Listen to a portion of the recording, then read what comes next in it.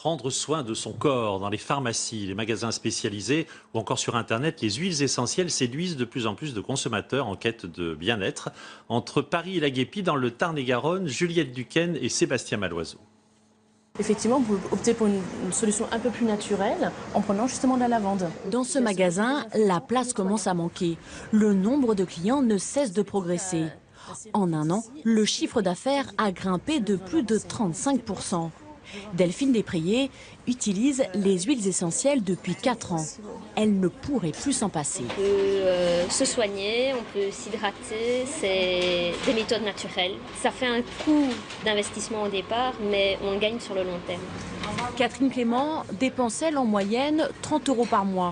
Elle a commencé à acheter des huiles essentielles il y a 6 ans. Bois de rose, petit grain bigarade, géranium rosa, elle a trouvé celles qui lui conviennent. On met ce qu'on veut, ce dont notre peau a besoin, ce dont nos cheveux ont besoin spécifiquement. Et c'est pas du tout quelque chose d'industriel, c'est un produit personnel qu'on fabrique pour soi en fait. Laurent Gautin, biochimiste de formation, a lui aussi été attiré par les huiles essentielles. Il a tout quitté pour ce liquide aux multiples propriétés. L'huile essentielle fait partie de la plante. À la base, elle lui permet de se protéger contre les agressions. La nature a fait de manière extraordinaire. Le tout est de s'y intéresser et puis d'aller chercher ce qu'elle a de meilleur. Et je pense que l'huile essentielle, c'est une des choses qu'elle peut faire de plus riche, de plus complexe. Aujourd'hui, Laurent Gautin est devenu producteur bio et distillateur. Il est l'un des rares à privilégier les plantes locales et une méthode artisanale. Ça prend du temps, c'est vrai que c'est l'étape la plus pénible.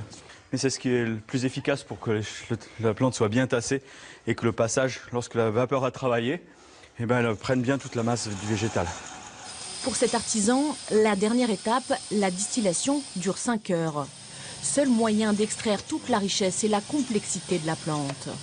C'est un compromis qui est possible à l'échelle où on travaille là. Donc de distiller longtemps, parce qu'on distille doucement, pour aller chercher des molécules qu'on n'aura pas la possibilité d'aller chercher avec une distillation de type industriel. Un savoir-faire précieux et transmis depuis des siècles. Actives et puissantes, les huiles essentielles ont toujours aidé à soigner, et ce, dans de nombreuses cultures. L'huile essentielle de menthe, c'est une grande antalgique. C'est l'antidouleur de l'urgence. Dans cet atelier, on apprend justement à connaître leurs propriétés.